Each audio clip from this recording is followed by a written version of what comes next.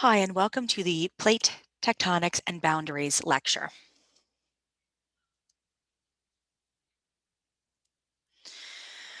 Hopefully you can think back to the stuff that we learned earlier on in this chapter when we talked about the fact that we have the crust and that the crust is hooked to the upper mantle called the lithosphere, and then that lithosphere floats on the liquid portion of the mantle, the asthenosphere. All of that is going to come into play as we look at how Earth plates form, move around, all of those things. Earth has 15 major tectonic plates. There's going to be a map of them later on in the PowerPoint. This is not a memorized kind of thing. We're going to need to know some of them, a few of them by name and by location, but certainly not all of them. Why don't we need to know all of them? Because that's the kind of map that you can look up. If you need to know it, Google will help you. These 15 plates that are on Earth's surface move in three ways. They move towards each other, they move away from each other, and they slide past each other.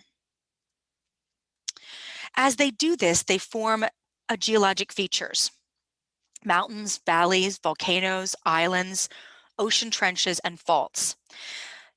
The way that the movement occurs dictates which of these items will be found at particular locations. After we've named the types of boundaries and studied the movement, then we'll go back and we'll talk about which kind of boundaries most likely form these items.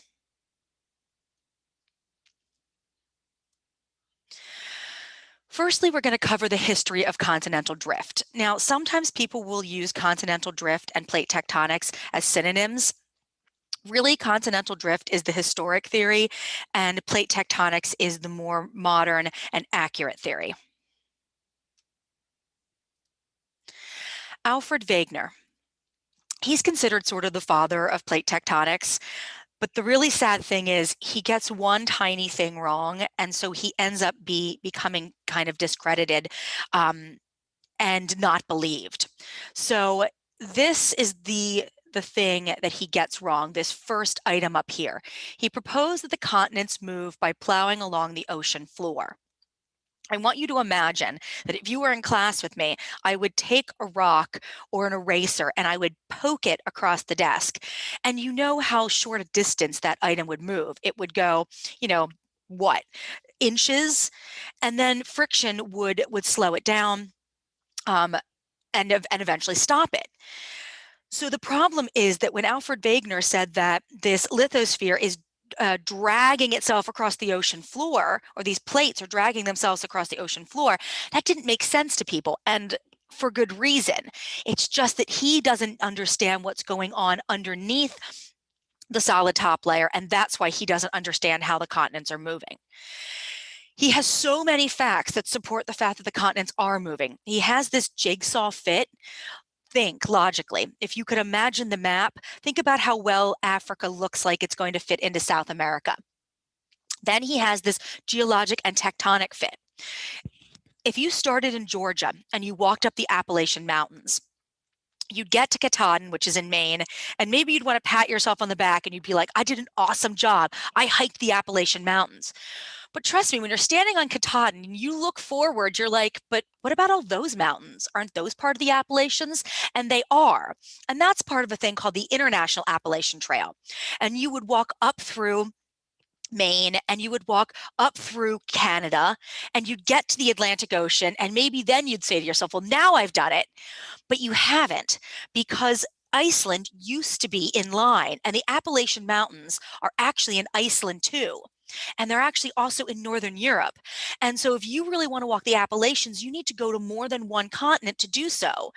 And that's this geologic and tectonic fit, that these same rocks are found across many, what are now many separate continents. Glacial deposits, what was or what is on Antarctica is also found in other places. So we can actually watch how those glaciers moved and changed, and the evidence that they left across multiple continents. And then, of course, fossil evidence. The fact that identical fossils from identical species are found on many continents that are far apart now, say that those continents used to be connected. But again, he was discredited because he did not get the actual mechanism of movement correct. Now, there are a pair of guys, Vine and Matthew, who end up coming up with evidence that that the continents really are moving around, that the plates really are growing in certain places and shrinking in others. And it's this thing called paleomagnetism. There's an awesome video on paleomagnetism. The link is going to be under the photo on the next screen. So let's actually just skip over to that screen because it's easier for me to explain what you see here when you're actually looking at a picture of paleomagnetism. All right, so here we have our paleomagnetism, and I just want to put up my laser pointer. There we go. In here, this is the thing called the Mid-Atlantic Ridge, and this ridge is literally in the middle of the Atlantic, and it's halfway between the North American continent and the European continent. And this is all liquid magma here, and it's literally rising up, and it is actually causing this causing rock to form, extrusive igneous rock, that is then pushing the United States or North America and Europe away from one another.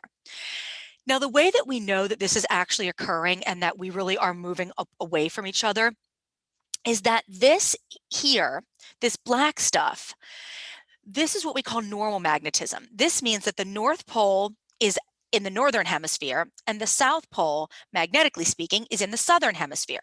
But that hasn't always been true. At past times in history, anything that's white here, what we consider magnetic north would actually have been in the south, and what we would consider magnetic south would be in the north. Now, it's not that the globe flips.